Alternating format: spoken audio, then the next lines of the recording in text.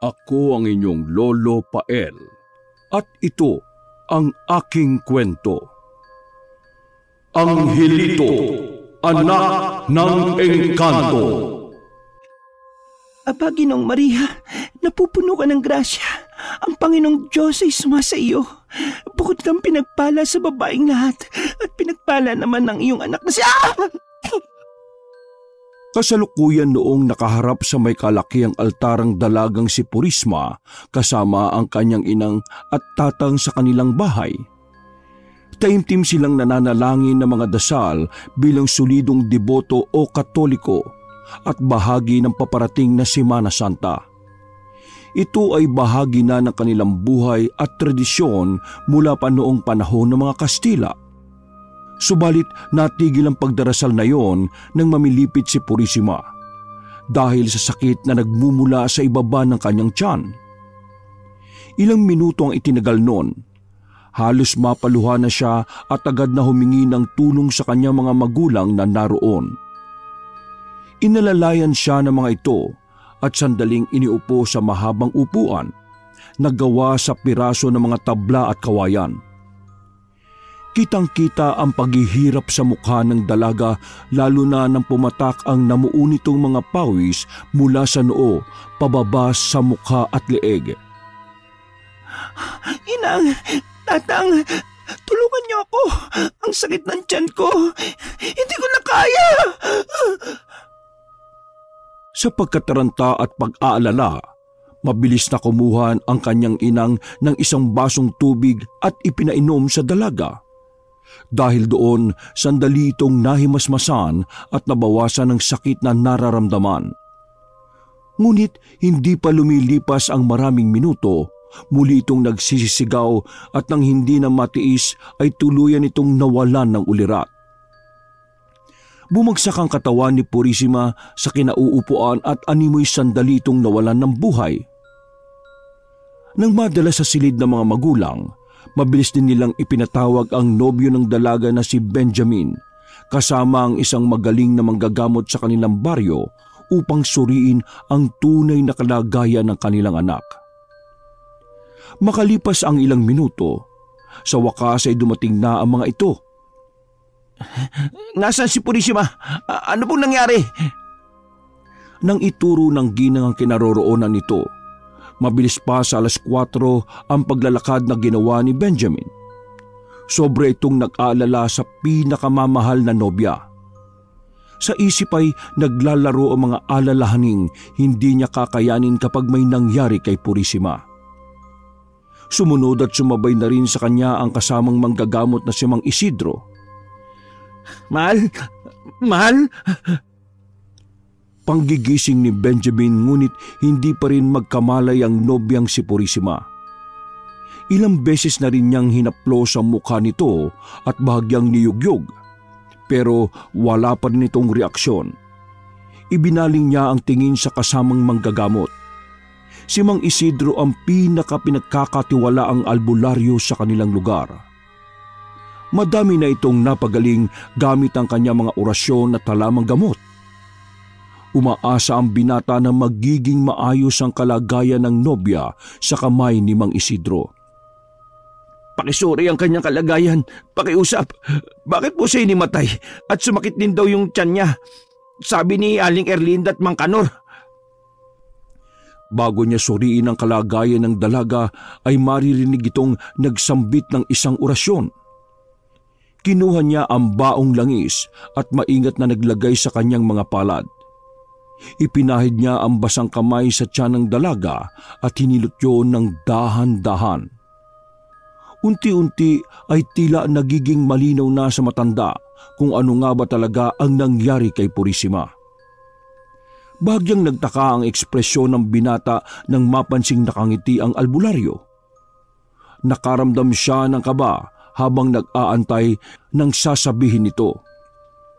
Nagdadalang tao ang nobyo mo, Benjamin. Ho? Sigurado po kayo? Siguradong sigurado ako, Benjamin. Sa dami na ng mga nasuri kong babae, sigurado akong buntis ang nobya mong si Purisima. Kasabay ni Benjamin, nagulat din ang mga magulang ng dalaga na kanina pa pala nakikinig sa pintuan ng silid na yon. Hindi sila makapaniwala na buntis ang anak dahil wala naman itong nabanggit sa kanila. Bukod doon, maigpit sila sa anak at bantay sarado ang mga kilos nito lalo na kapag kasama ang nobyong si Benjamin. Yun na rin kasi ang naging tradisyon sa kanila na ang mga babae ay tila sagrado o birhen hanggat hindi pa ay kinakasal sa lalaking dapat makakasama nito sa panghabang buhay. Hindi ko alam kung ano mga dapat kong sabihin. Ang pagkakaalam ko kailanman walang nangyari sa amin ni Purisima. Kaya't imposible na buntis po siya, Mang Isidro. Baka nagkakamali lang kayo. Ganyan talaga sa una, Benjamin. Habang tumatagal, matatanggap mo rin na magiging ama ka na. O sige, mauna na ako. Binabati kita, Erlinda, Kanor. Magkakaroon na kayo ng apo. O siya, aalis na ako. Hintayin nyo na lamang na magising si Purisima. Nag-iwan na rin ako ng mga halamang gamot. Ilaga nyo at ipainom sa kanya upang bubuti ang kanyang kalagayan. Sa nakikita ko magiging masela ng pagbubuntis ng anak ninyo. Nang makaalis na ang manggagamot, agad na humarap si Benjamin sa mga magulang ni Purisima. Ipinaliwanag niya ang katotohanang alam niya sa mga ito, na kailanman ay walang nangyari sa kanila ng nobya, na iningatan niya ang dalaga at gagawin lamang ang bagay na yon kapag sila ay kasal na. Nagtaka naman ang dalawang matanda dahil batid nila sa boses ng binata ang sinseridad. Ang nagiging tanong na lang sa isip nila, kung buntis si Purisima at hindi si Benjamin ang may gawa, sino ang ama? Baka naman nagkamali lang talaga si Mang Isidro. Kung sakali mang nagkamali siya, sana hindi niya ito ipagkalat sa ating mga kababaryo. Tsak na makakaladkad sa kahihiyan ng anak namin. Natigil ang kanilang pag-uusap nang marinig ang mahinang pag-ungol ng dalaga. Nagkakamalay na ito. Nang makita nito si Benjamin ay napangiti ang dalaga. Inalalayan nito ng binata sa pagbangon at nang makita nilang maayos na ang kalagayan nito, ay sinabi nila ang naging hatol ng albularyo tungkol sa kanyang kalagayan. Panay naman ang iling ng dalaga at itinatanggi ang bagay na yon sa harap ng magulang at sa kanyang nobyo. Imposible. Paanong nangyari yon? Wala pa naman namamagitan sa atin, hindi ba, mahal? Hindi ako buntis. Hindi. Alam ko, mahal. Saka may tiwala kong, alam mo na hindi ka makikipagkita sa ibang lalaki dahil madalas nasa bahay ka lang ninyo at kapag lalabas tayo kasama pa natin ang inang at tatang mo. Baka nagkamali lang talaga si Mang Isidro. Baka ngayon lang siya nagkamali. Hindi to magandang pagkakamali. Ba't hindi niya sinigurado? Hindi pa niya naisip na baka dahil sa pagkakamali niyang ito masira naman ang buhay ko. Uminahon ka, mahal. Naniniwala ko sa iyo. Alam kong tapat ka sa akin. Alam kong hindi ka buntis. Lumipas ang mga araw. Naging maayos na ang pakiramdam ni Purisima. Ngunit isang bagay ang lalong nagbibigay ng pag-aalangan at pagtataka kay Benjamin. Kapag dinadalaw niya ito sa kanilang tahanan, magmula kasi nang huli nilang nakausap ang albularyo ay hindi na nga lumalabas ng bahay si Purisima. Nagkukulong na lamang ito sa loob ng kanilang bahay. Madalas kapag napupunta siya roon para bumisita ay humihingi ito ng kung ano-anong maasim na pagkain tulad ng mangga. Minsan naman ay maalat na pagkain gaya ng tuyo at bagoong. Labis ang nagtaka sa kakaibang ikinikilos ng kasintahan. Subalit kahit ganoon ay mas pinili niyang itago na lamang niya yon sa sarili at patuloy na nagdarasal na sana ay hindi totoo na naglilihinga ang dalaga. Kung sakasakali iisipin niyang nagtaksi lang nobya sa kanya, at nasayang ang mga araw at pangako nila sa isa't isa. Hindi pa man napapatunayan ay nasasaktan na siya. Pagsapit ng sumunod na mga araw, ipinagdiriwang sa simbahan ang Miyerkules ng Abo. Nagkatipo ng maraming tao sa simbahan bilang pakikisa sa gawain sa parokya na kung saan ay nilalagyan o pinapahiran ng krus gamit ang abo sa noo bilang tanda ng pagsisisi. Isa sa nakidalo ay si Purisima. Pagdating niya sa altar ay pumikit siya at umusal ng maikling panalangin. Pagdating niya sa altar ay pumikit siya at umusal ng maikling panalangin bago tanggapin ang pagpapahid. Panginoon, alam po ninyong hindi ako nagkasala. Alam po ninyong wala akong ginawang masama. Kung totoo man ang haka-haka, dalhin mo ko sa kalagayang mabuti at bigyan mo ng kaliwanagan ng mga taong manghuhusga sa aking kalagayan. Alam po ninyo ang totoo. At sana sa huli, yun ang manaig.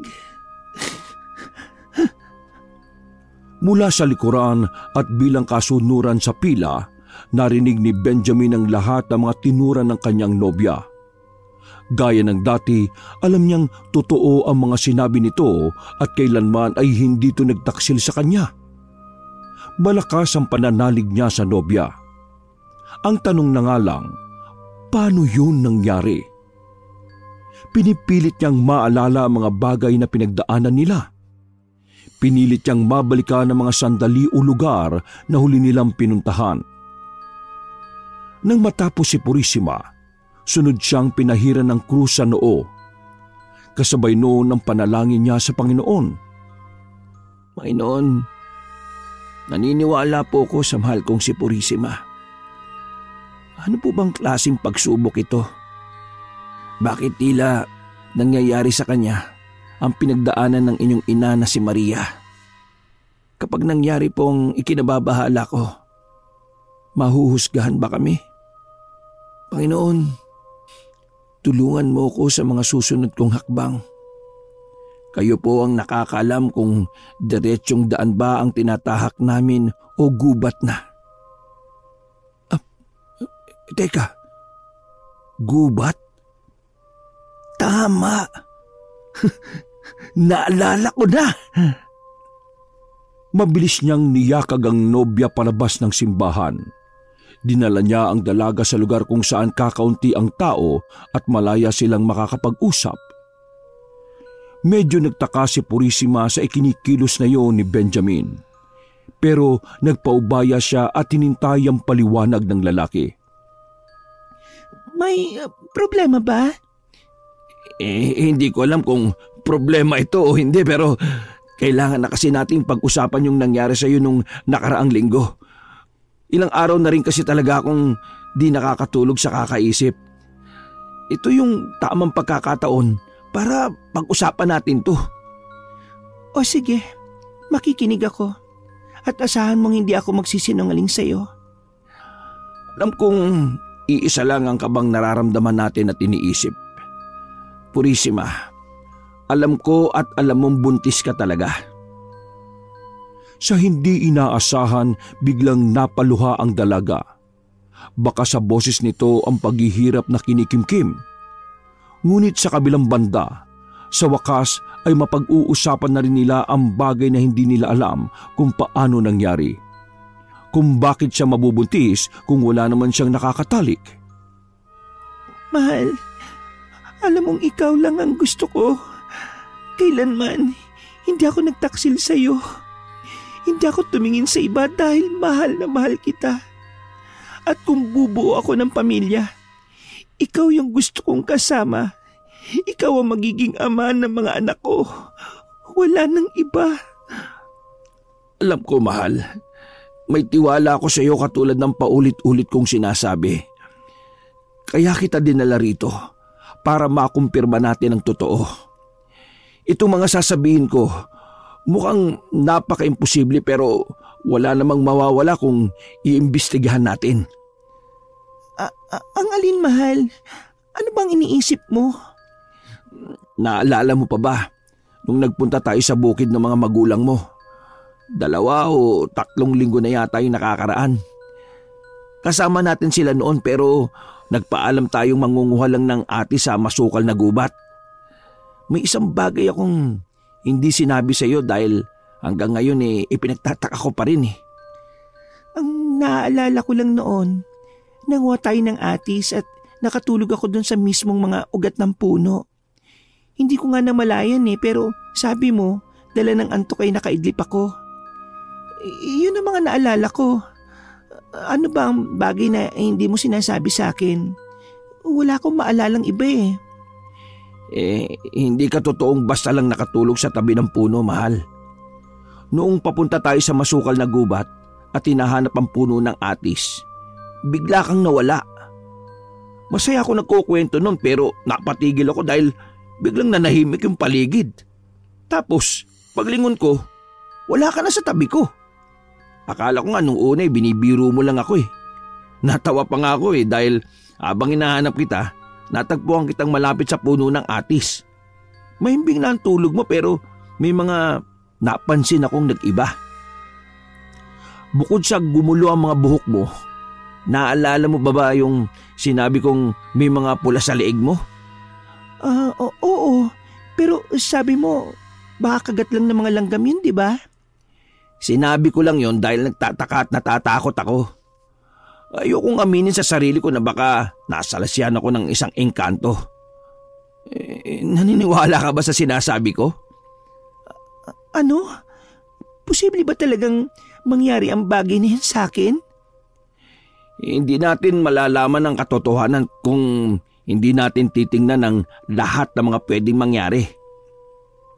Nang sumeryoso ang mukha ni Benjamin ay bahagyang nanahimik at natulala ang kasamang dalaga. Unti-unting dumaloy ang luha sa magkabila niyang pisngi nang tuluyang pumasok sa isip ang ibig ipakahulugan ng nobyo. Naintindihan na niya ito. Kinapa niya ang kanyang tiyan at marahan yung hinaplos. Napaisip siyang baka nga dadanasin din niya ang matagal na haka-hakang kumakalat na kwento sa kanilang baryo tungkol sa mga nabubuntis na mga nilalang na di-tao. Napatitig siya sa kanyang pinakamamahal na kasintahan. Anong gagawin ko? Hindi to pwede malaman nila, Inang, at ng mga kababaryo natin. Lalo lang nila tayong huhusgahan. Lalo lang nilang iisipin na naghahanap lang ako ng dahilan, na nagpagamit ako sa iba, na nagtaksil ako sa iyo. May gumamit na kasi ng ganitong estilo noon kaya hindi ako sigurado kung maniniwala sila. Mahirap paniwalaan ang nangyaring ito sa akin. Baka itakwil ako ng mga magulang ko. Anong gagawin ko? Isa lang ang pwede nating gawin habang hindi pa huli ang lahat. Ipapalaglag natin ang mabubong sanggol sa sinapupunan mo. Pero ikaw ang tatanungin ko kung ayos lang sa iyo. Ipinagbabawal ito sa relihiyon natin at itinuturing na malaking kasalanan pero sigurado naman mapapatawad niya tayo kasi ito ang pinakamainam na solusyon sa problema natin. Oo, tama ka.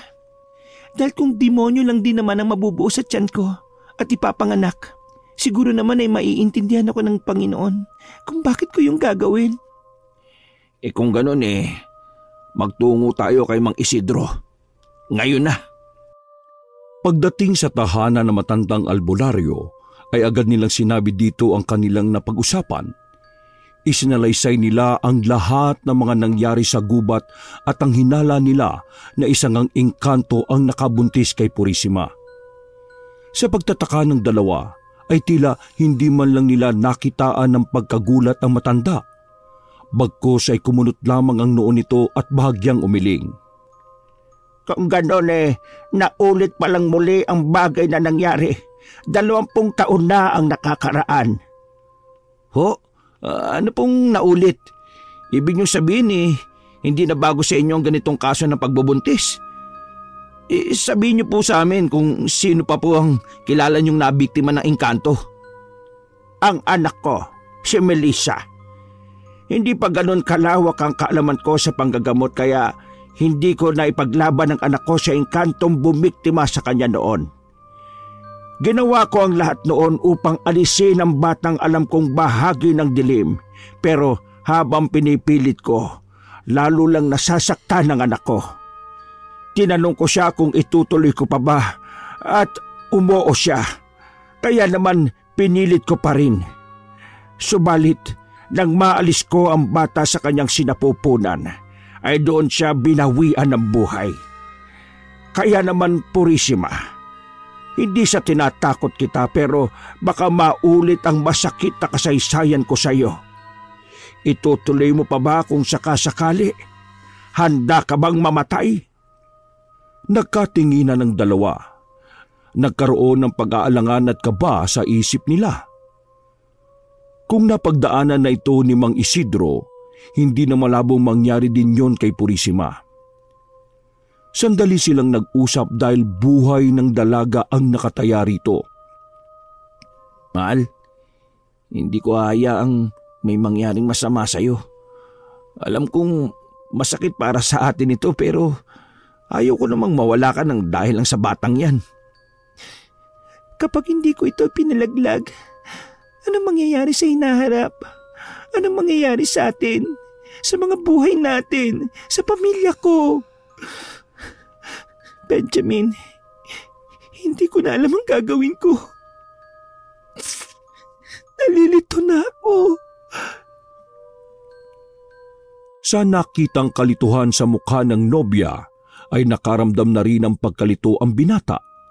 Hindi na rin ito mapagana ang kanyang isipan sa kung ano nga ba ang mas makabubuti para sa kanila. Kailangan niyang mamili. Niyakap niya ng maigpit ang babae at marang hinaplos ang buhok nito. Ipinaramdam niya sa dalaga na ang kanyang simpatya ay nasa kay Purisima. Kaya isang desisyon ang nabuo sa kanyang isip. Hindi ka nag-iisa, mahal ko. Sasamahan kita sa hirap at ginhawa. Pakakasalan kita at ipagsisigawan natin sa lahat na anak ko ang nasa sinapupunan mo. Kung totoo man na yan ay galing sa masama, palalaki natin siyang mabuti at puno ng pagmamahal. Totoo ba? Tatanggapin mo ko at paninindigan? Oo, mahal ko. Ituturing kitang Maria ng buhay ko. At lalagpasan natin ang lahat ng mga panghusga at pagsubok na darating. Magagawa natin yun. Kailangan lang natin manalig sa isa't isa at sa Panginoong Diyos. Gagawin mo talaga yun?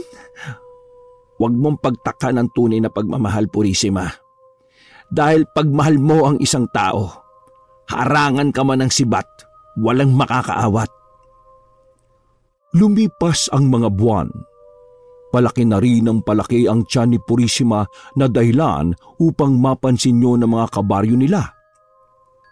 Dahil doon, nagpasya si Benjamin na pakasalan ng nobya at tuluyan ng ituring na kanyang asawa. Nagsama sila sa isang bahay na matatagpuan hindi rin kalayuan sa tinirhan ng mga magulang ni Purisima. Suwestyon yon upang kung sakaling mangailangan sila ng tulong ay may malapit na matatakbuhan. Nanatili ring lihim ang tungkol sa batang nasa sinapupunan niya. Ang tanging nakakaalam lamang nito ay ang mga magulang ng babae, si Mang Isidro at silang mag-asawa. Marami na silang naririnig na haka-haka pero nagpapasalamat sila dahil sa ngayon wala silang narinig tungkol sa salitang engkanto. Ang kadalasang mga chismis, biktima raw si Purisima ng ibang lalaki. Naghahasa kaya pinakasalan o nabuntis ni Benjamin nung hindi pa sila tuluyang mag-asawa. Meron din namang kampi sa mag-asawa at sinasabing sila naman talaga ang mga magulang ng bata. Hindi na nga lang makapaghintay na gawin yon bago sila ikasal. Ngunit ang lahat ng mga umiikot na haka-hakang yon ay hinayaan lang nilang mag-asawa. Kailanman ay hindi sila nagbigay ng sagot sa mga tanong na walang alam kundi ang makialam sa buhay ng iba. Sabi nga nila, lilipas din ang apoy. Makakaraos din sila. at makakalimutan din ng mga taong mapanghusga ang kwento nila. Samantala, habang nakaupo sa harap ng kanilang munting bahay, hindi maiwasan ni Purisima ang mag-isip tungkol sa magiging kinabukasan ng anak nila. Sa tingin mo, ano kaya magiging itsura niya? Kamukha ko kaya siya? O kamukha siya ng... Mahal, ano man ang naging itsura niya, tatanggapin natin siya. Pangit, maganda, tao o engkanto. Papalaki natin siyang katulad natin. Malay mo, sa kasaysayan kaya palang maging tao ng engkanto. Pero, seryoso ako, mahal. Ituturing natin siyang atin talaga. Oh, bakit natahimik ka? May bumabagabag ba sa'yo?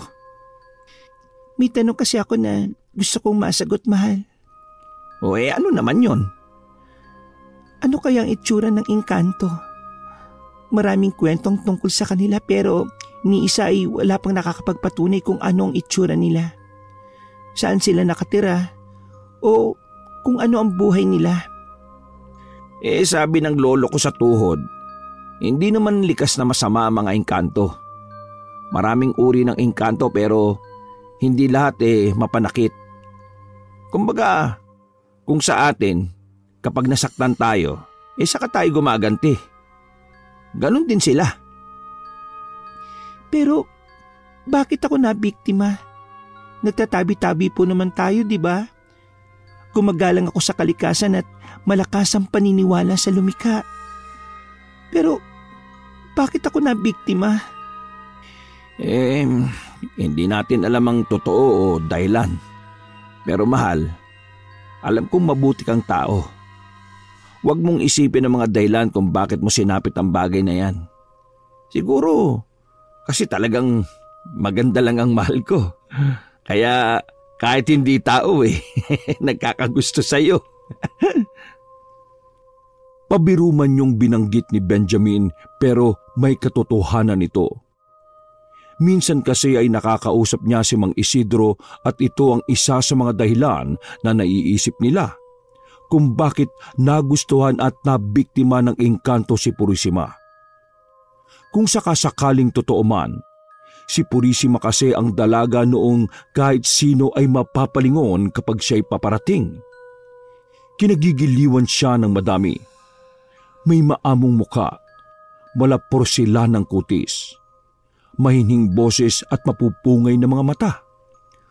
Halos lahat na yata ng katangian pang dalaga ay nasa kanya. Bukod roon, napakarelihiyoso pang tao at talaga namang may takot sa Diyos. Bukod pa roon ay masipag ito, mabait at masunuring anak sa kanyang mga magulang. Biglang natigil ang pag-uusap ng mag-asawa nang may malakas na ingay silang narinig sa loob ng kanilang bahay. Dali-daling tumayo si Benjamin at sinuri kung ano ang pinagmulan ng tunog. Pagpasok ng silid, nakita niya ang isang supot na gawa sa tela. Nakapatong yun sa kanilang kama. Nilapitan niya yun at marahang dinampot. Nang buksan niya, nanlaki ang kanyang mga mata. Mabilis siyang bumalik sa kinalalagyan ni Purisima at ipinakita ang laman ng telang lalagyan. Teka, ano yan? Saan galing yan? Sa kwarto, sa ibabaw ng kama. Mukhang sinadyang iwan ng nilalang na pinag-uusapan natin. Pero bakit? Bakit niya ako bibigyan ng ganyang bagay? Sigurado ka ba? Baka tulad ng isang tunay na ama, magbibigay siya ng suporta sa anak niyang nabuo at isisilang balang araw. Mahal, baka nga engkanto ang ama ng batang yan. Nang makuha ng babae ang lagayan, agad niyang inilabas sa mga laman nito. Sinuri kung ito ay tunay o peke. Base sa kanilang obserbasyon, tunay ngang ginto ang laman nun. Noong una ay nag-aalinlangan sila na baka ito ay isang patibong lamang o isang uri ng biro sa kanila. Pero nung mga sumunod na araw, Sunod-sunod na may nakikita silang ganoon sa kahit na alinmang bahagi ng kanilang bahay. Dumarating ito sa mga oras na di nila alam. Bukod sa ginto, may mga prutas na ang iba ay hindi tumutubo sa kanilang probinsya ang makikitang nasa lamesa nila. May mga gulay din at iba't ibang lamang ugat gaya ng kamote, patatas at iba pa. Dahil sa nangyayaring yon, ay nakaramdam ng tuwa ang dalawa dahil kahit papaano ay tila nakikita nilang magiging maayos na ang kanilang pamumuhay. Mababawasan ng kanilang gastusin sa pagkain at gaganda na ang kanilang pamumuhay. At pagkalipas nga ng ilang linggo, ay napansin ng mga tao ang nangyayari sa kanila. Umingay ulit ang mga bulong-bulungan tungkol sa kanila. Marami ang nagtataka kung bakit tila umaasenso ang mag-asawa gayong pagsasaka lamang ang hanap buhay ni Benjamin. Pati sa simbahan ay tila itinatakwil na rin sila.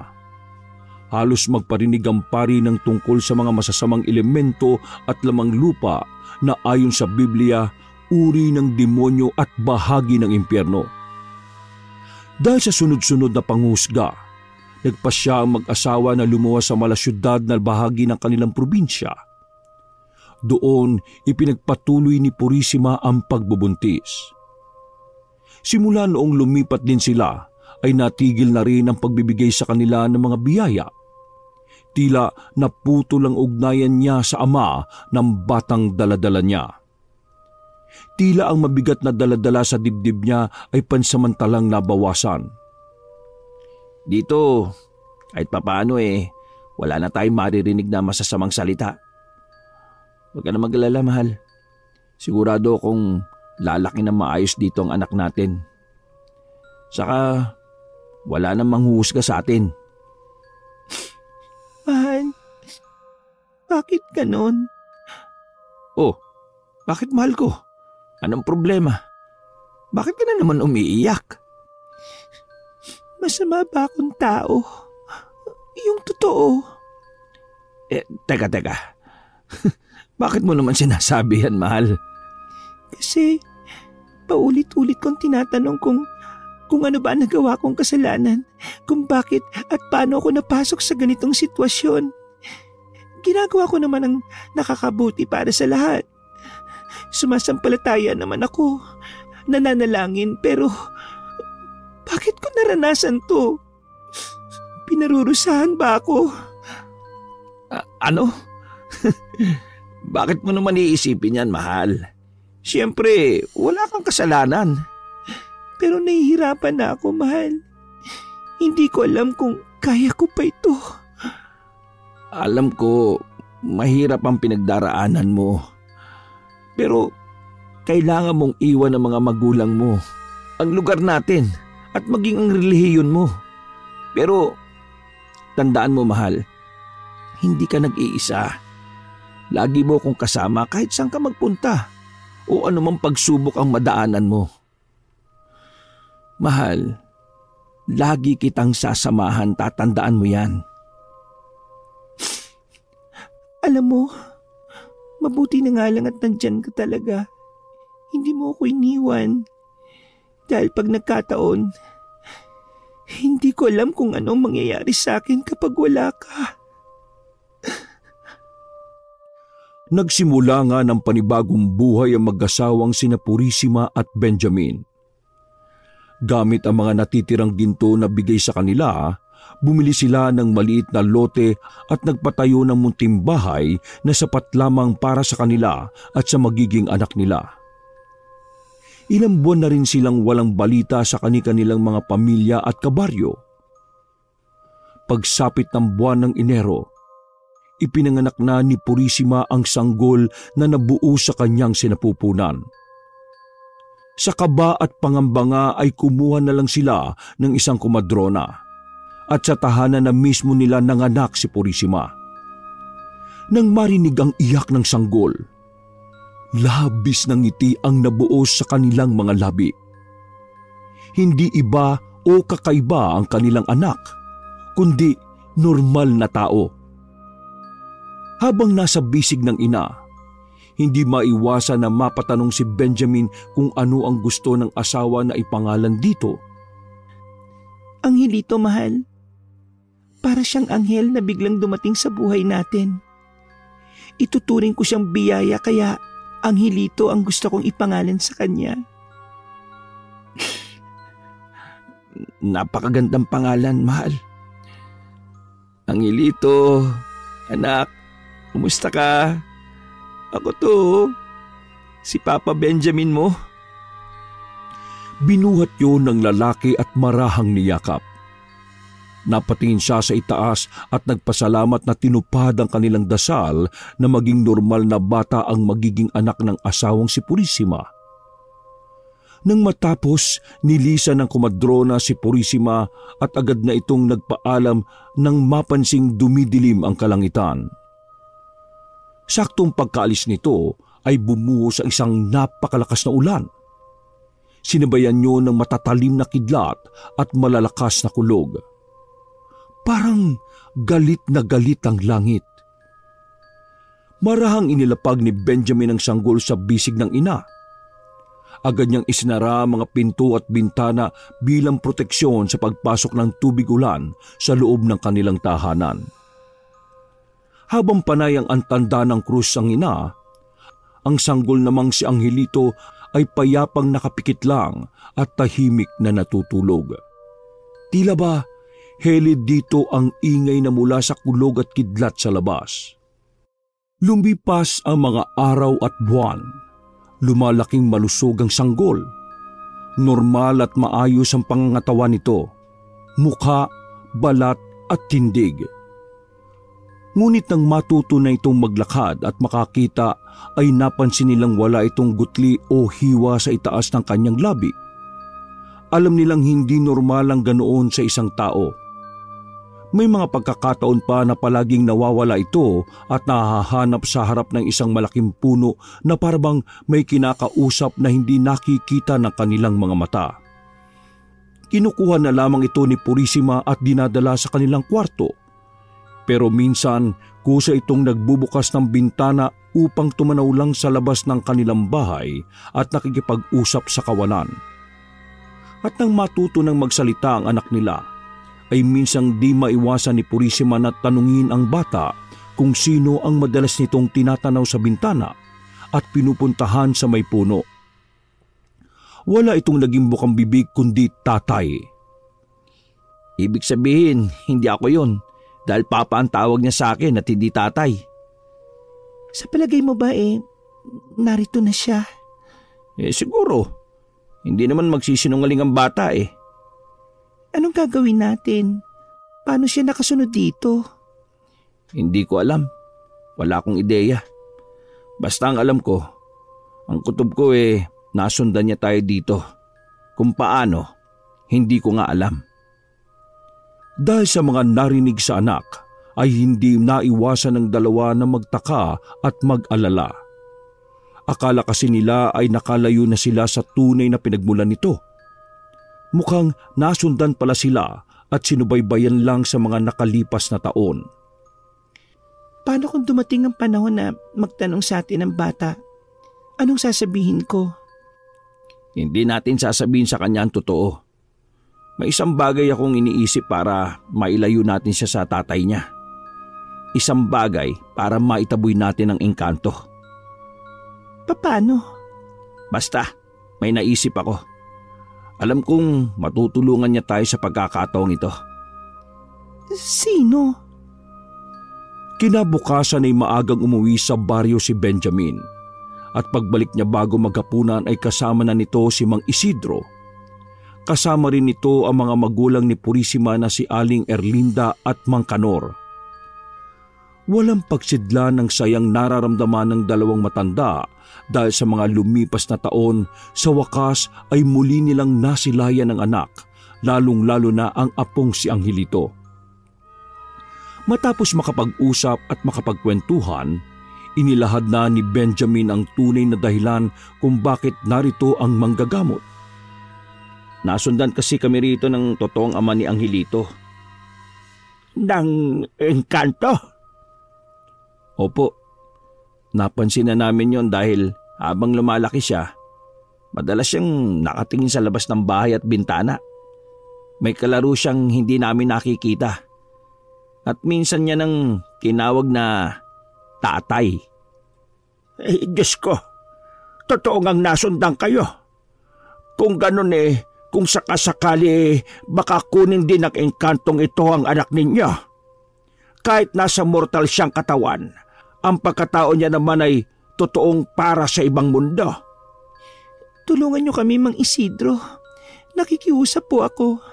Ayaw kong makuha sa akin ang anak ko. Oo, nung una ay halos ayawan ko siya pero habang tumatagal, tanggap ko ng anak ko rin siya. Mahal na mahal ko si Angelito. Sige, susubukan ko, iha. At talagang ayaw kayong lubayan ng engkantong yan, Wag lang talagang magpapakita sa akin yan. Ay nako! Ay, huwag ho kayong magsalita ng bagay na ganyan. Mainit ho ang dila ng tao. Kayo rin, baka magpakita yan sa inyo. Ay nako, wala tayong magagawa kung yun ang naisin niya. Kasi tao lang naman tayo. Siyempre pag kinanti, gaganti tayo. May kasalanan sa akin saka sa anak ko. Sa bagay, may punto ka naman. At siya nga pala, iha. Ipinapangako ko, gagawin ko ang lahat ng aking makakaya para tulungan kayo. Maraming salamat po. Saan niyo ba madalas makita itong anak ninyo? Sa sinasabi niyong palaging tumatanaw at sinasabing tila may kalaro? Doon po sa punong yun, Itinuro nga ni Benjamin ang malaking punong yon. Dahil doon ay nagsimula na si Mang Isidro sa kanyang pagkilos laban sa engkanto. Naglagay ang manggagamot ng mga palayok na may usok mula sa malalakas na pangontra at mga halamang dahon na tugat. Nagbigkas din ito ng mga dasal na nasa wikang Latin. At kasabay nun ang paghawak sa puno upang palayasin ang engkanto. Sa hindi inaasahang pagkakataon, napasigaw ang dalawang matanda ng manginig ang katawan ni Angelito na kanina pa pala nanunood sa nakabukas na bintana. Mabilis itong tinungo ni Benjamin at binuhat upang pakalmahin ang anak-anakan. Subalit patuloy yon sa panginginig at napansin nilang tila kinukuha nito ng hininga at buhay. Napatingin sila kay Mang Isidro na patuloy na itinataboy ang engkanto sa puno ng akasya.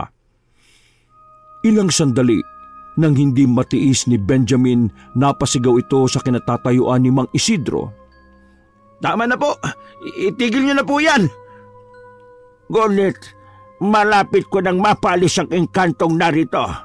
Bigyan mo pa ako ng sapat na panahon at sinabi ko nang itigil niyo na yan Pero, ano ang dahilan?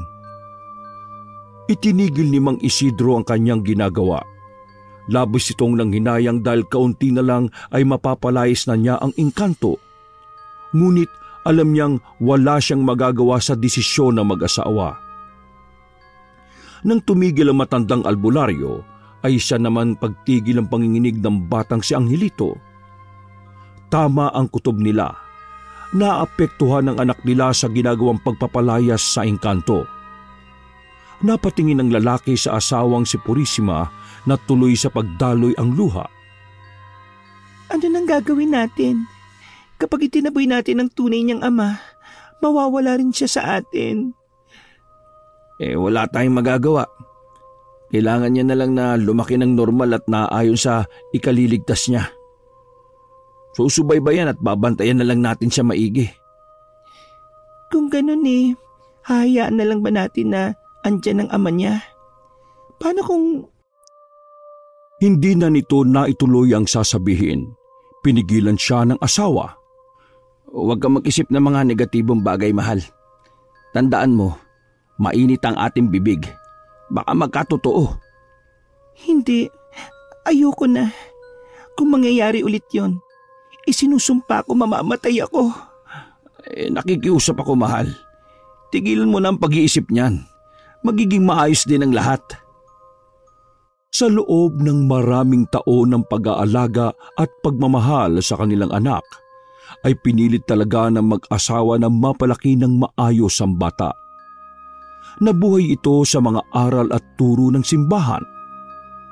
Nang nag-aaral na ang bata ay ginawa ng dalawa ang lahat para maibigay sa bata ang lahat ng pangangailangan nito. Sinubaybayan at ginabayan din nila ito sa abot ng kanilang makakaya. Si Purisima ang naghahatid dito sa paaralan at kapag uwian, si Benjamin ang kasabay nito dahil pauwi na rin yon galing trabaho. Ganoon ang naging takbo ng kanilang buhay. Naging normal naman ang lahat. Naging maayos at walang kakaibang nangyayari. Nagpatuloy sa pag-aaral ang bata at kapag nakakauwi galing paaralan, dumediretso ito sa puno ng akasya at kinakausap pa rin ng isang nilalang na hindi nakikita ni numan bukod kay Angelito.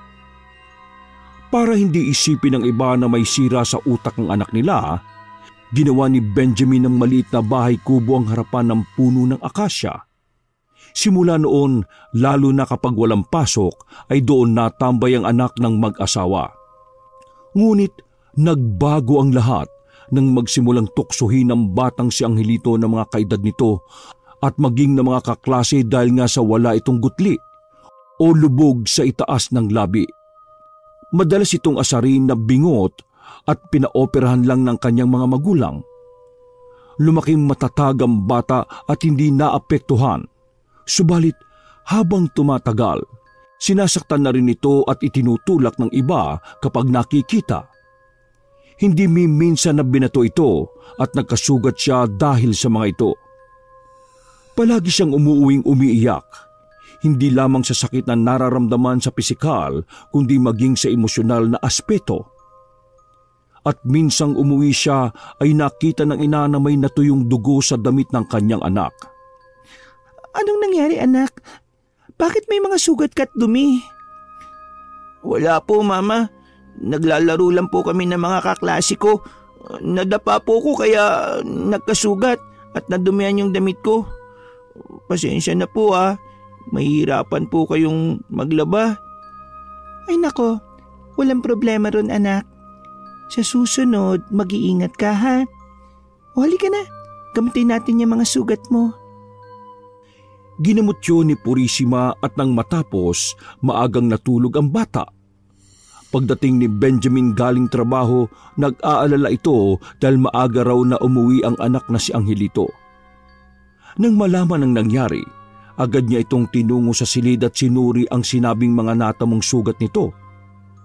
Subalit nang puntahan niyo ng lalaki ay nagulat sila nang wala nang makitang anumang pinsala sa katawan niya. Maski peklat ay wala. Hindi ako pwede magkamali. Marami siyang sugat kanina. Ito, tingnan mo, may dugo pa ang damit niya. Nakumpirma nga yun ni Benjamin at dahil doon, nadagdagan ang kanilang pag-aalala at pangamba. Isa lang ang nasa isip nila. Totoong hindi na normal ang anak nila. Ayokong dumating ang araw na matuklasan ng mga taga rito ang tungkol sa anak natin, Benjamin. Baka kung ano ang gawin nila sa kanya. O sige, bukas iuwi muna natin siya sa baryo.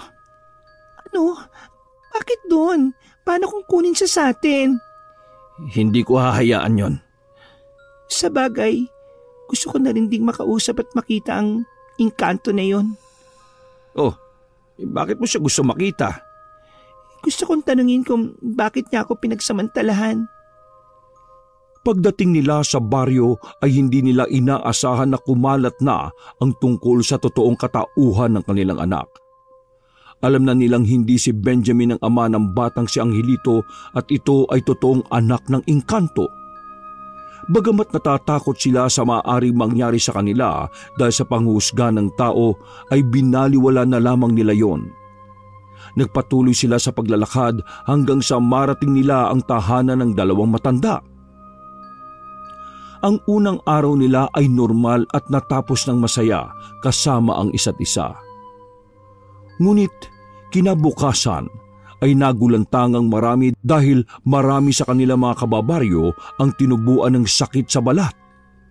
Dahil sa kakatuwang pangyayari na yon, isa lang ang kanilang sinisisi. Walang iba kundi ang anak ng engkanto. Ang mga nagkakasakit ay nangihina. Lumaki ang tiyan nila at madaling magnaknak ang kanilang mga sugat sa katawan. Agad nilang napansin na ang nagkakaroon ng mga ganoong sakit ay ang mga bumati kina Angelito pagdating nila. Malakas ang naging paniniwala nila na may kinalaman ng bata sa kanilang pagkakasakit. Isa raw sumpa ang batang si Angelito. Anak, wag ka munang lalabas ng bahay ha. Doon ka muna sa kwarto. Mag-uusap lang kami ni na mama mo. Agad namang tumalima ang bata. Ayan lang nga. Nangyari na ang kinatatakutan natin. Alam niyo bang isinisisi kay Angelito ang pagkakasakit ng mga tao rito? Ano namang kinalaman ng anak ko sa mga nangyayari sa kanila? Umiiwas na nga kami. Ano bang patunay nila na ang anak kong malas sa lugar na ito? Oh, uminaon ka. Pag-usapan natin itong mabuti. Huwag na nating idaan sa init ng ulo. Nakakasawa na rin ho kasi. Ang lupit naman nila sa amin. Hindi sila makatarungan. Pero ang katotohanan ay katotohanan, Benjamin. Ang lahat ng taong nanghuhusga sa anak mo ay tinamaan ng sakit sa balat. Naniniwala ka sa sinasabi nila? At ano bang dapat kong paniwalaan, iho? Sige, sabihin na nating ganun nga. Pero walang kinalaman ng anak ko. Alam ko sa sarili ko na pinalaki kong mabuting tao si Angelito. Kung sino man ang pwedeng sisihin, baka yung tunay niyang ama na Hindi na ituloy ni Benjamin ang sasabihin at napatingin sa nag-aalalang asawa na si Purisima. Napapikit siya at umisip ng paraan upang matigil ang sinasabing kumakalat na sakit sa balat. Bukas, maaga po kaming aalis ng asawa at anak ko papunta sa gubat. Susubukan namin pakiusapan yung tila may gawa ng mga nangyayari sa baryo. Ay sige, sasamahan ko kayo. Mainam pa nga po, para naman malinis namin yung pangalan ng anak ko sa baryong ito. Ay siya, kung gayon magpapaalam na ako. Magkita na lang tayo bukas ng maaga sa gubat. Sige po. Pagsapit ng gabi ay naalimpungatan si Benjamin nang maramdaman at mapagmasdan ang pagpasok ng itim na figura sa nakabukas nilang bintana. Dahil maliwanag ang bilog na buwan, kitang-kita niya ang pagtabi nito sa kanilang anak na si Angelito. Hinihimas-himas pa ng nilalang na yun ang mukha ng bata at tila ipinapakitang mahal na mahal niya ito. Kinusot ni Benjamin ang mga mata kung namamalikmata lang ba siya, pero totoo ang kanyang nakikita. Wala mang mukha ang itim na figura ay alam niyang isa yung nilalang. Nanatili siya sa pagkakahiga at tinayaan itong tabihan muna ang anak niya. Ilang minuto, umalis din yun at muling dumaan sa bintana. Napatayo na si Benjamin at pinagmasdan ang kalagayan ng kanyang anak na si Angelito. Tila nakangiti ang bata kaya nakumpirma ni Benjamin na baka ito nga ang ama niya. Kinabukasan, madaling araw pa lang ay gumayak na ang mag-asawa kasama ang anak pati si Mang Isidro. May kalayuan ng kanilang nilakad at ilang oras din ang inilaan bago mahanap ang puno ng atis kung saan noon natagpuan ni Benjamin ang asawang si Purisima. Anak, Angelito, may nakikita ka bang ibang tao bukod sa atin? Ibang tao po? Wala po. Pero siya. Itinuro ni Angelo ang puno kaya naman nagkatinginan ng mga naroon at kinabahan sila ng sobra. Anak, pwede mo ba siyang kausapin at sabing itigil na yung mga sakit na kumakalat sa baryo? Wala raw po siyang alam sa mga nangyayari sa baryo. Bakit niyo raw siya pinagbibintangan? Nagagalit po siya. Nang sabihin niyo ni Angelito, napaaray sa sakit si Benjamin nang mamanhid ang mga paa niya. tila nalumpo siya at napaluhod sa lupa. Maya-maya, napahawak naman ito sa kanyang braso at tila iniikot yun upang baliin. Huwag mong sasaktan ang papa ko. Nakikiusap po ako. Napasubsob si Benjamin sa lupa nang bitiwan siya ng kalabang di nakikita. Ayos ka lang ba, mahal? Oo. Ayos lang ako. Alis na tayo dito. Delikado ang lugar na ito. Dahil nakuha na ang sagot, ay nagpasya na silang lisanin ng lugar na yon at bumalik sa baryo. Ngunit pagdating nila sa may bungad ng gubat ay nakita nilang may mga nakaabang ng tao. Ang ilan sa kanila ay may mga taong nagkasakit. Kaawa-awa ang kanilang naging kalagayan dahil tila mas lalong nagnaknak at may kung ano-ano pang lumalabas na maliliit na insekto mula sa sugat. Napamulagat si Benjamin nang mapansin ng iilang kalalakihan ay may mga bitbit na itak at tila susuguri ng anak na si Angelito. Mabilis na pumagitna ang lalaki upang protektahan ang bata. Walang kinalaman ng anak ko sa mga nangyayari sa inyo. Huwag mo sabihing wala! Alam namin ang totoo! Anak ng engkanto ang batang yan! Malas yan! Malas! Wala kang karapatang sabihin yan. Anak namin si Angelito. Anak ko! Ay huwag mo kaming lokohin, Benjamin! Wala kang anak! Anak yan ni Purisima at ng engkantong gumahasa sa kanya! Huwag ka nang magtatago! Alam na namin ang totoo! Mula nang tumuntong at bumalik ang batang yan sa baryong ito, nagkaroon na ng sakit na walang lunas! Sino kayo para husgahan kami, ha? Wala kayong alam sa mga pinagdaraanan namin, kaya tumigil na kayo! Kami? Titigil! Oy! Papatayin na muna namin ang salot na yan bago kami tumigil! Inuulit ko, walang kinalaman ng anak ko o ang engkantong tinutukoy ninyo. Ang nararanasan nyo ay parang gawa ng isang... Sandali! Napatingin si Benjamin kay Mang Isidro nang pumasok sa isip niya ang salitang barang o kulam dahil kung hindi siya nagkakamali, may alam din na matanda sa ganoong bagay.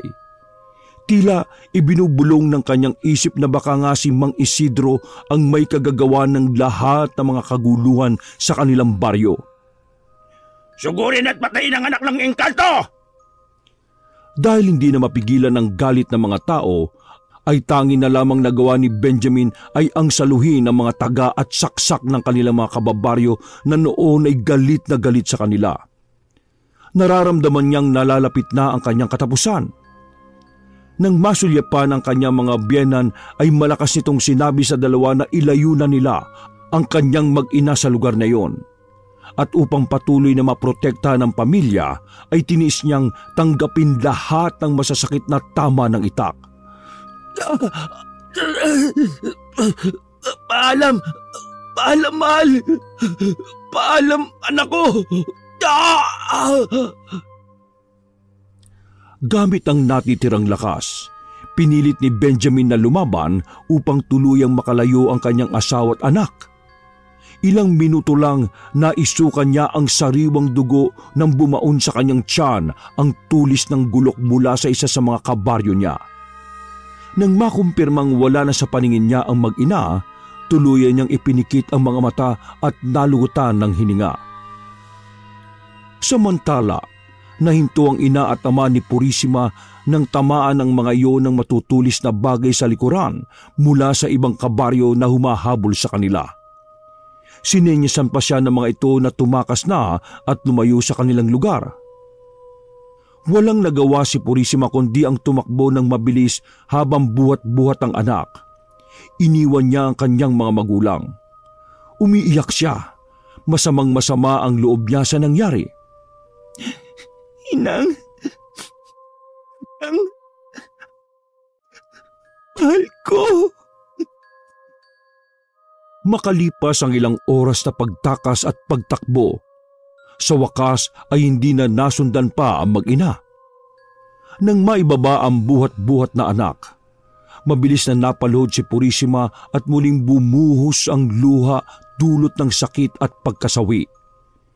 Si Angelito naman nakatayo lang sa tabi nito habang puno ng kalungkutan ang buong pagkatao dahil sa pagkamatay ng kanyang lolo, lola at ama-amahang si Benjamin, na hanggang sa huli itinuring siyang anak at ipinagtanggol sa lahat ng taong gustong manakit sa kanya. Sa hindi inaasahan, napaluhan na rin siya at niyakap ang inang tila nawala na ng pag-asang mabuhay pa. Mama, gaya ni Papa, hindi po kita iiwan. Ipagtatanggol po kita sa lahat gaya ng ginawa ni Papa Benjamin. Dahil sa mga katagang yon, tila nabuhayan ng loob ang inang si Purisima. Doon niyakap niya ng mahigpit ang anak at ipinangako ring hindi niya ito iiwan kahit wala na ang haligi ng kanilang tahanan. Lumipas ang maraming taon. Ganap na ngang binata si Angelito na sinasabing anak ng engkanto. Lumaki itong seryoso sa buhay at nasa pag-aaral lamang ang buong atensyon. Nagkaroon din siya ng bunsong kapatid na pinangalanan ng kanyang ina na si Ben, na hango sa pangalan ng namayapang ama. Noong araw kasi na namatay ito, nasa sinapupunan na pala ni Purisima ang magiging anak nila ni Benjamin. Malaking panghihinayang ni Purisima dahil hindi man lamang nalaman nito na nagkaroon sila ng supling.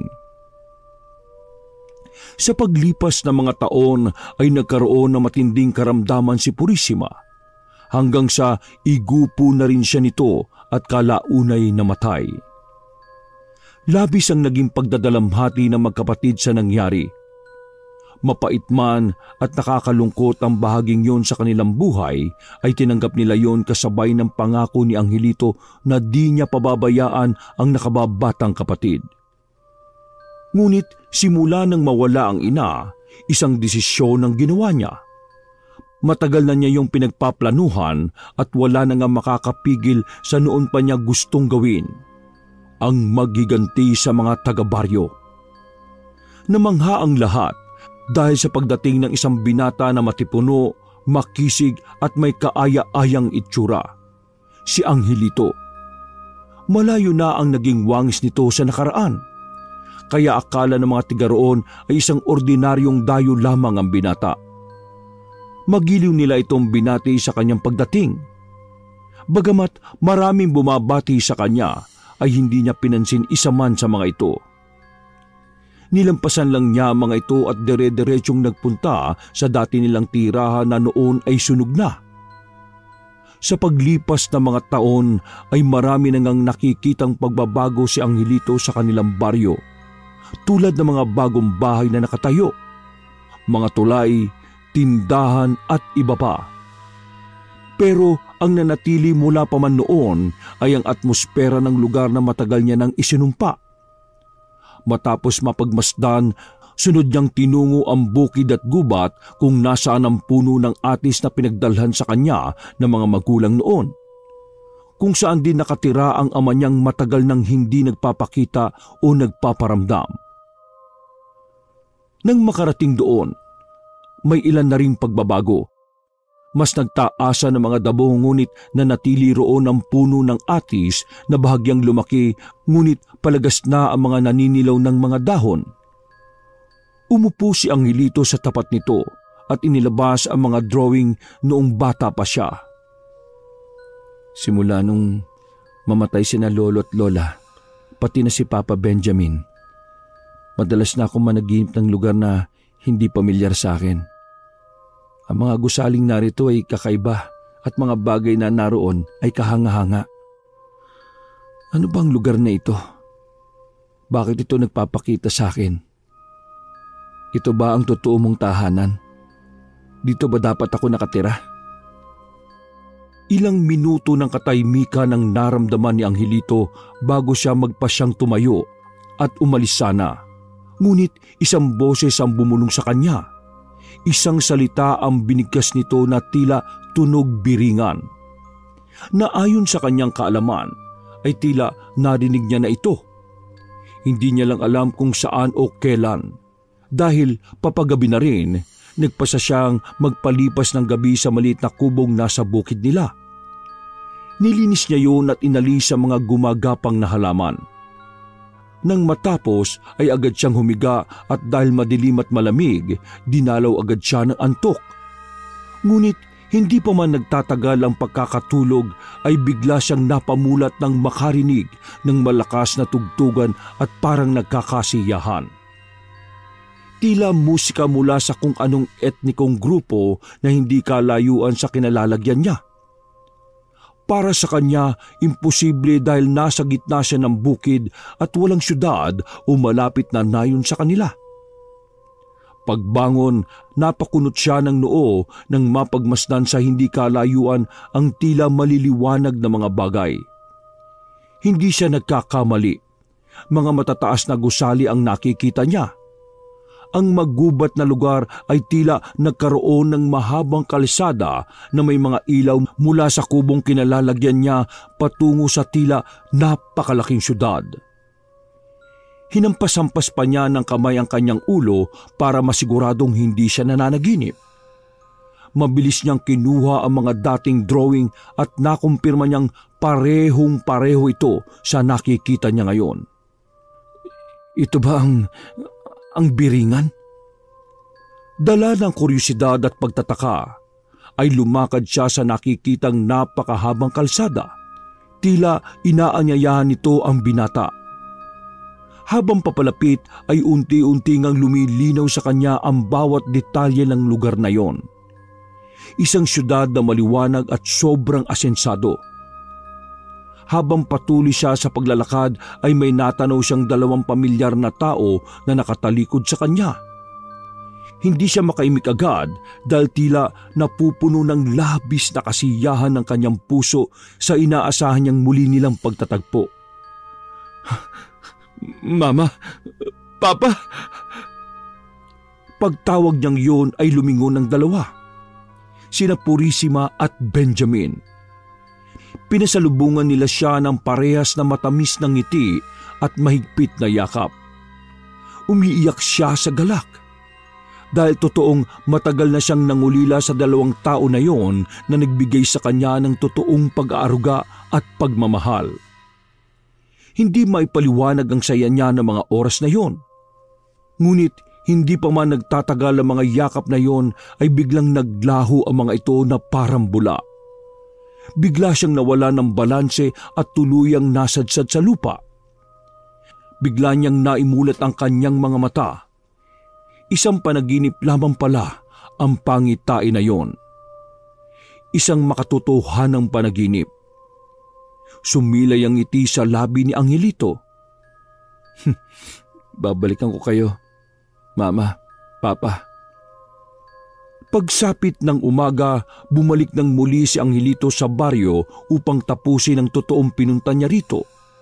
Ang balikan ng mga taong naging dahilan ng pagkamatay ng kanyang lolo, lola at ng ama-amahang si Benjamin. Pagdating doon, nakasalubong niya ang isang matandang lalaki na pamilyar sa kanya.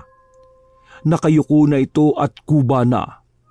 May panyo sa ulo at sobrang kulubot na ng mga balat. Nanlaki ang mga mata na matanda nang mamukaan siya. Ang anak ng engkanto, nagbalik na! Ikaw? Nakilala din ni Angelito ang matanda. Ito ang albularyong madalas nalapitan ng kanyang mga magulang. Samantala, ang malakas na sigaw na iyon ng matanda ay nakatawag ng pansin sa mga taong nasa malapit. Dahilan upang ang mga matatanda na nakakaalam ng kwento tungkol sa salot na anak ng engkanto ay nagsilapitan at tila sinipat kung totoong siya nga ang batang yun dati.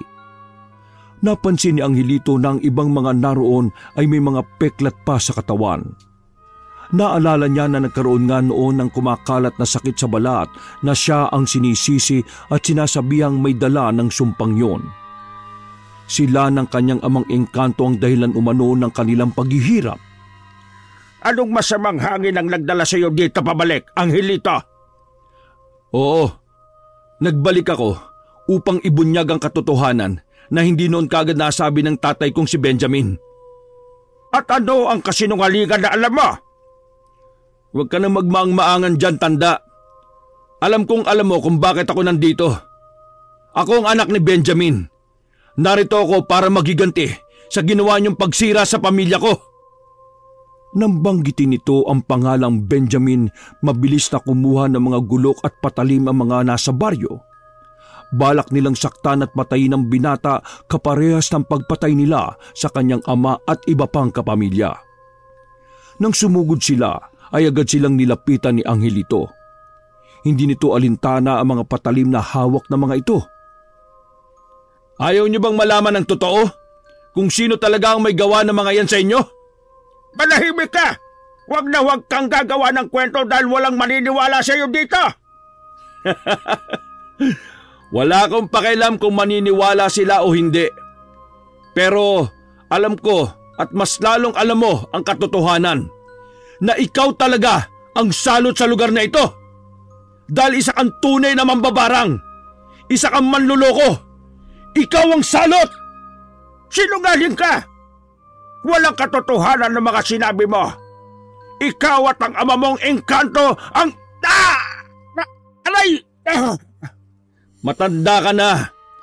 Kaunting oras na lang ay kakainin ka na rin ng mga uod na alaga mo. Kaya magsabi ka na ng totoo. Alam ng lahat na isa akong magaling na at mabait na albularyo. Marami akong natulungan sa bayan na ito. Ikaw lang at ang ama mo ang may kakayahan na manakit at Hindi na ituloy ni Mang Isidro ang sasabihin ng mamanhid ang mga paa nito at mapaluhod sa lupa. Maya-maya umikot ang mga braso nito na tila binabalian. Nang makita ng mga tao na nadidihado na ang kakamping albularyo, ay nagtangka ang mga itong sugurin ng binata. Subalit tulad ng nangyari kay Mang Isidro ay namanhid din bigla ang kanilang mga paa at di na makakilos. Makinig kang mabuti, tanda. Bata pa lang ako, alam ko na ang naging kwento ng buhay mo. Nakikinig lang ako at nag-oobserba. Pero huwag mong kalimutang dalawa ang ama ko na pareho mong pinagbintangan. Isa sa kanila ang nagpoprotekta sa akin at ang isa naman ay nagsasabi ng katotohanan. Napagsamantalahan din ang anak mo noon ng isang engkanto. Sa pagpupumilit niyong mapatay ang bata, namatay rin ang anak mo. Isang bagay na kailanman ay hindi mo matanggap. Kaya nang malaman mo ang tungkol sa kalagayan ng aking ina, kinuha mo ang pagkakataon na yon upang makaganti. Hinintay mong isilang at lumaki ako. Nung sinubukan mong puksain ang ama kong engkanto, hindi ka nagtagumpay dahil sa pagmamahal ng ama kong tao. Nang magbalik kami rito, gumawa ka ng paraan para sabay-sabay kaming mapatay kasama na ang ina ko. Ngunit sa ikalawang pagkakataon, bigo ka ulit. At ngayon, ako na ang papatay sa iyo. Gamit ang isip, lalong pinilipit ni Angelito ang mga braso ng matanda. Inalala niya ang sigaw at paghihirap ng kanyang ama at kung paano nila walang awa itong pinagsasasaksak, pinagtatataga, pinagbababato at pinatay. Napasigaw ang matanda sa sakit. Tama na! Pakiusap! Tigilan mo na ang pananakit! Maawa ka! Maawa? Kayo ba naawa sa papa ko noon? Matagal na ang pangyayaring yon. Patawarin mo na kami! Matagal na. Pero matagal din namin pinagdusahan ang isang kasalanan di naman namin ginawa. Kayong mga tao, makikitid ang pangunawa ninyo. Wala kayong ibang ginawa kundi ang manghusga ng kapwa ninyo. Kayong lahat! Kayo! Sisingilin ko sa pagsira nyo sa mga buhay namin. Huwag! Tama na, Angelito. Hindi ba't sabi mo mahusay kang albularyo? Ba't di mo ako labanan gamit ang kakayahan mo? Ano? Hindi mo kaya? Kasi nga, huwad ka! Hindi ka tunay na manggagamot. Ikaw ang salot! Oo! Aaminin ko na. Ako nga ang dahilan ng pagkalat ng sakit sa balat ng mga kabaryo ko. Angelito, patawarin mo na ako. Ang tingin ng mga kabaryo ay nalipat sa matandang namimilipit sa sakit. Ngayon, alam na nilang walang kinalaman si Angelito at ang pamilya nito sa nangyari sa kanilang baryo. Nagkamali sila at nakapatay ng mga inosenteng tao. Gamit ang isip, pinakawalan ni Angelito ang matanda at ang mga taong naroon. Dahil sa nalaman na isang mambabarang ang dating hinangaan na albularyo, ay galit na galit nilang pinagbububugbog yon hanggang sa tuluyan na nga itong nawalan ng buhay. Pagkatapos ng malagim na pangyayaring yon, ay ibinaling naman ng binata ang paningin niya sa ibang tao na naroon. Nakilala niya ang ilan sa mga yon ang pumaslang sa kanyang ama at sa kanyang lolo at lola. Tandang-tanda niya ang bawat detalye ng mga pangyayari ng araw na yon. Angelito, patawarin mo na kami. Ngayon lang namin nalaman ang katotohanan. Ngayon lang kami natauhan. Mali ang ginawa namin. Mali na pinatay namin ang mga taong walang kinalaman sa mga nangyayari sa amin. Mga hangal! Alam niyo palang mali pero inulit niyo pa rin. Pumatay na naman kayo ng tulad niyong tao. Balita ko mga deboto kayo. Malapit kayo sa sinasamba niyong Diyos. Pero bakit kayo pumapatay ng paulit-ulit? Hindi niyo sinusunod ang kanyang mga utos. Ngayon sa tingin niyo ay hindi magiging makatarungan kung gagawin ko rin ang mga bagay na ginawa niyo at ibalik ang mga kalupitang yun sa inyo? Huwag! Huwag kang Angelito! Huwag! Isang matalim na titig ang nakita nila sa mga mata ng binata. Bigla silang nakaramdam ng kilabot dahil sa nakitang labis na galit sa mukha niya. Ilang sandali ang lumipas ay nakaramdam sila ng pagbigat ng kanilang paghinga.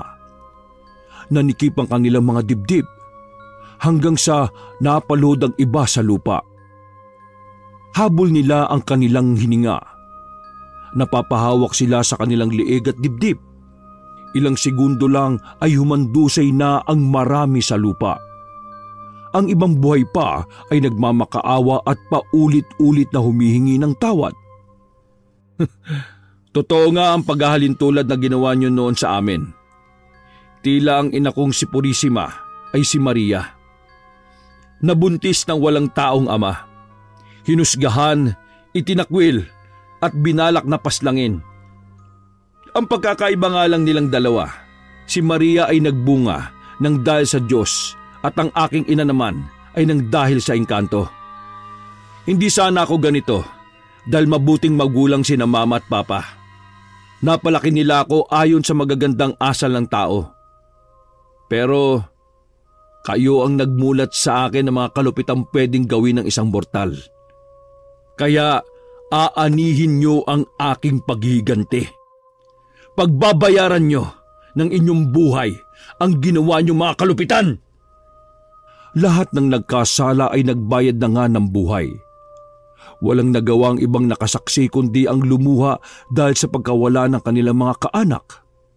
Subalit dahil sa nakitang kakayahan ng binatang anak ng engkanto ay walang nangahas na umimik at lumaban.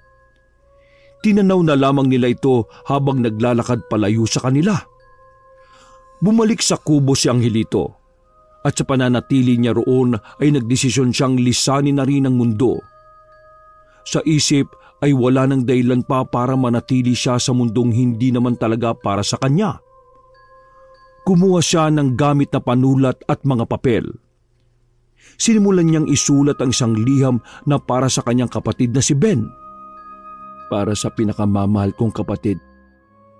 Ben, alam kong mabibigla ka sa mga huling talata na mababasa mo sa liham na ito. Ngunit, yun ang totoo at kailanman ay hindi ko yun pwedeng itago, lalong-lalo na sa'yo. Noong nabubuhay pa sina mama at papa, masaya ang lahat, lalo na nung hindi pa ako dumarating sa mundong ibabaw. Si Mama Purisima, isang babaeng relihiyosa at kilalang maganda sa nayon natin noon. Si Papa Benjamin naman, isang lalaking napakasipag at may respeto sa lahat. lalo na sa mga kababaihan. Sila ang mga magulang natin na kung titingnan, napaka-perpekto. Alam kong gusto mong malaman ang mga totoong nangyari sa nakaraan at sa huling bahagi ng liham na ito. Mababasa mo ang lahat ng yon. Nasa iyo na kung gusto mong itago o ibahagi sa iba o gawing inspirasyon. Pen, tandaan mo, mahal na mahal ka namin ni na Mama at Papa. Sandali muna akong mawawala at walang kasiguraduhan kung kailan ako babalik.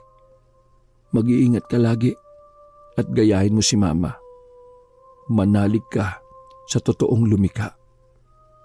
Nagmamahal ang kuya mong si Angelito. Matapos maisalaysay ang lahat ng mga naging kaganapan sa kanilang buhay, ay isang liham ng pamamaalam ang agad nga niyang ipinadala sa kanyang kapatid na nasa syudad. Isang lugar ang gusto niyang puntahan, yung lugar na tatanggapin siya ng buong buo. Yun ay ang tunay niyang tirahan, ang mundo ng mga engkanto. Alam niya na hindi lamang panaginip ang mga nakikita niya tungkol sa lugar na yon.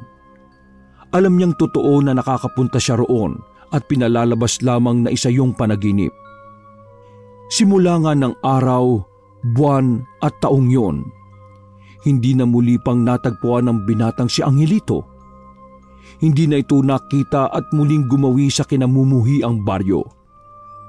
Samantala, ang kapatid na si Ben, bagamat nag-iisa na, ay hindi naman nagpatalo sa mga hamon at pagsubok ng buhay. Nanatili siyang matatag. Nag-aral at pinilit na magtagumpay sa buhay.